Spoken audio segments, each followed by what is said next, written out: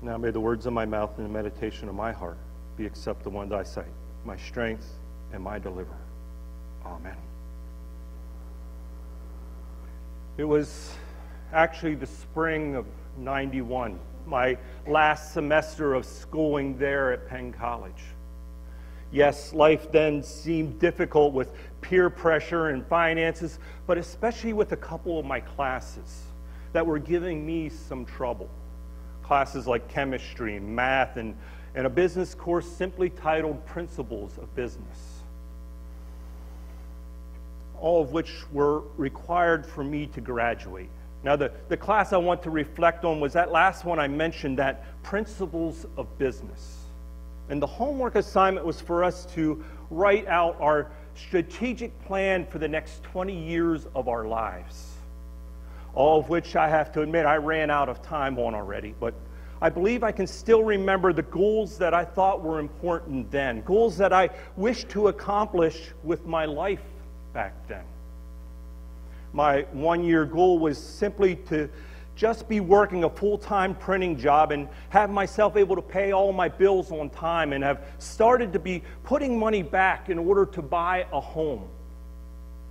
My 5-year goal then was to buy a nice house and to have ample money in reserve in case of emergencies. That then were followed by a 10-year goal, which was to be able to have my mortgage paid off and extra money in order to live in the upper class of society. And finally, my 20-year goal then was to have already purchased my own business and have begun planning and enjoying partial retirement. Now, I can look back over my last 25 years and I can see I only finished the first leg of that journey.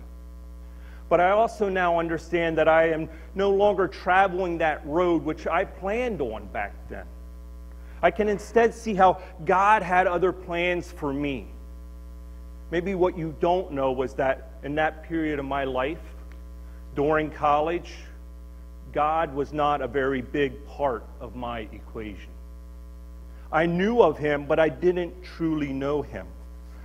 I then maybe would have been one of those first ones that the king invited to the wedding banquet there in Jesus' parable. One of them that would have come to the wedding feast. You see, in that period of my life, my focus was not on attending church very often. Not on going to foreign countries on mission trips. Not on where my eternal destination would end up being. My focus, however, was on owning my own business, on getting my loans paid off, and on retiring. A retirement on easy street. I was then just like those first ones the king invited to the wedding celebration. I ignored his first invitation, his calling, his trying to get my attention. See, that first invitation the king sent me was actually on October 24th of 1989. During my first semester of college, it actually came with the death of my cousin. Tommy was practically the same age I was.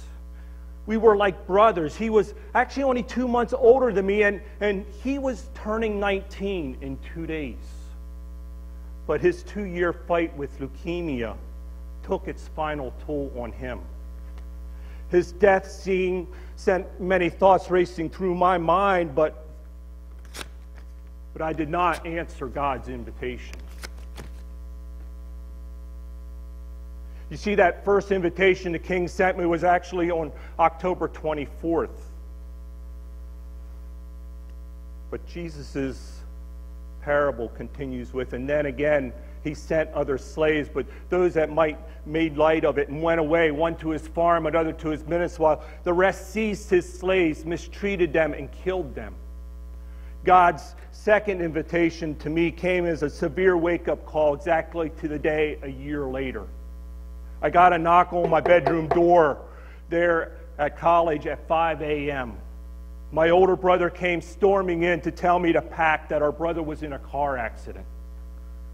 God, he was then practically rolling me out of bed, trying to wake me up, trying to show me that I had what I had to lose. He wanted my attention. I lost my brother that day. But I also, again, ignored God's invitation to be his child. My focus instead was still on my passion. It was on printing. It was on my earthly desires of owning my own business. I was like those in the parable, one who made light of it and went away. Like them, I did not hate the gospel. I did not oppose it. I did not make fun of it. But I also did not truly receive it into my heart either, where my heart desperately needed to be focused. Instead, I again pushed God away. But unlike those people in the parable, I was fortunate enough to get a third invitation, this one in May of 1993. An invitation that hit home, a third death in the family. That invitation, it opened my eyes. It finally awoke in me. It became an invitation that I could no longer turn my back to. It took my grandfather's death to open my eyes, to shake me enough to stir life within me.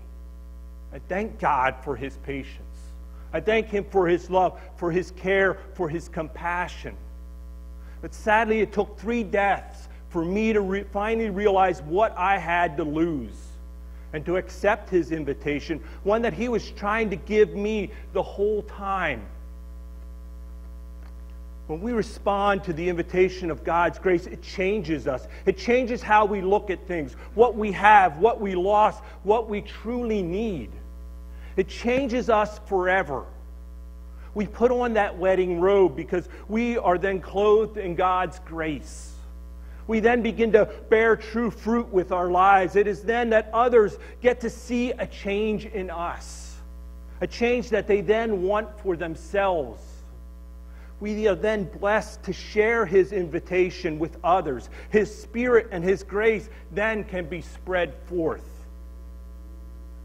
Now, at that wedding feast in our parable, at that very entrance to the wedding hall, a wedding robe was offered to every guest.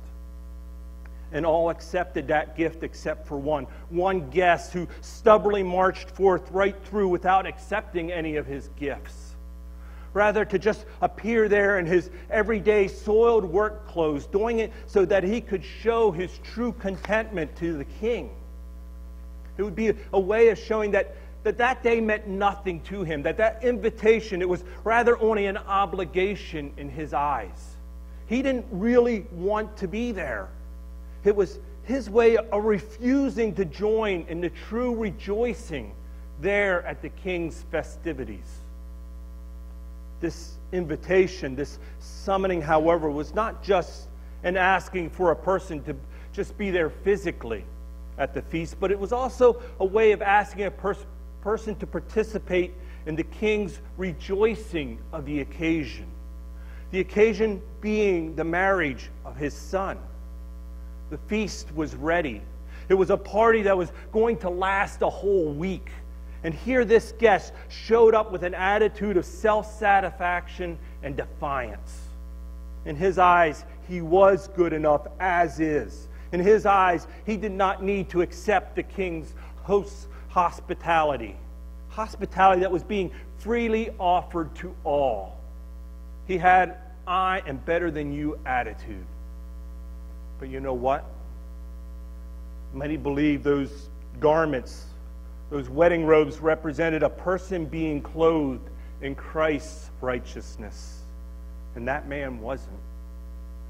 To come to the king's banquet, how could anyone see themselves as good enough? I know I couldn't. Even the good things a person does, sacrificing everything we have and can do, eventually gets tainted in our sins.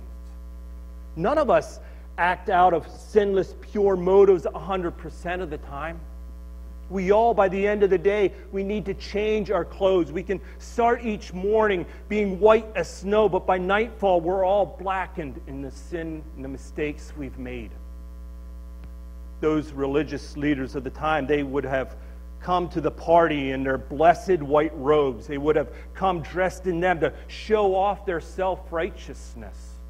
They're being stuck on their own self-merit attitude, saying, I done this and I done that, thinking they would have no need for Christ's loving forgiveness. So like that man dressed in street clothes, they would have rejected Christ's grace, ashamed to admit their own spiritual poverty. They would have refused that better garment, that wedding robe that the king was lovingly offering to all who would receive it. In my eyes, their white robes would have looked like they had just come out of a coal mine after a day's worth of work, black as the sin that filled their motives and souls. Actually, let me try to draw a picture for you. Suppose you were to die tonight and would appear before our Father in heaven. While standing there, he would look upon you and ask, "What right do you have to come here before me in heaven?" What actually would you say in return to him? Many people would quickly smile, and a chip would grow on their shoulder as they begin to cite their good works, saying, "I gave X amount of dollars to this group and X amount of dollars to that group. I saved this man's life, and I gave this organization this many years of service. I even spoke here and I spoke there, and I married this woman, and I raised X amount of children." And I can picture God probably sitting there just nodding his head as he recalled all of these things happening. But all the while he would flip through a book that sat there before him, just running his finger up and down those pages. Then the next person might come in and also hear him ask, "What right do you have to come into my heaven?" They would just stand there before him and look upon his face, and then simply their actions would freeze. They would just stand there with their tongue all tied up, just like that man did without the wedding robe when the king arrived. Our reading says, "And he was speechless." Ask yourself, how would you stand before the true King, our heavenly Lord? A third person might just stand there before the eternal judge and hear those words, "What right do you have to come into my heaven?" And they might say, "Sir, I have no right at all to stand here before you. I have done nothing to deserve this. So far as I am concerned, I'm guilty. But sir, your son, Jesus, he died for my sins, and he has covered me in his righteousness, and in his blood alone I dare to stand here before you. I come before you at his invitation and at his mercy. Please, Lord, please accept me as guilty as I am, please." And at this, his finger will stop. And there in that book, there, your name, he will see. For those who did not know him, for those who could not speak in fear, for those who tried to earn their way there, their names will not be found in that book. They will be the ones who went away, one to his farm, another to his business, others killing those that he sent. Their names will not be found in that Lamb's book of life. Then there you will hear a weeping and a gnashing of teeth. They accepted not his free invitation. They will not be welcomed there within his true promised land. I can look back now at my past some 25 years ago. I can look at my goals in life, and I can ask myself if I would have ever been truly satisfied reaching them. How would my life be different today if I still didn't know Christ? Sadly, I got only a C in that business class. But maybe that was a good thing. Maybe it kept my chin lowered down to where I could see my failures and my need to ask for forgiveness and help. So ask yourself now, have you come to his wedding banquet? Have you accepted his invitation? Do you understand that the dinner is ready, that the table is set, and that you have been invited to the feast? Will you accept the invitation or choose to attend to something else instead? When a person responds to the invitation of God's grace, it changes you forever. July 25th of 1993, I finally accepted his invitation. I was then clothed in his grace and forever changed. To live in the same way after receiving his gracious invitation is simply not an option. God is not compelled to invite you or me into his kingdom, but we have received an invitation nonetheless. A true sign of his love for us, his children. Thank God we're his children. Thank God that his love and his mercy for us shall never end. Thank God his love and mercy for us is endless. All we need to do is give our lives and our goals to him, to be his children and to serve him with all of our hearts and all of our minds. Let us do that this day forward. Amen.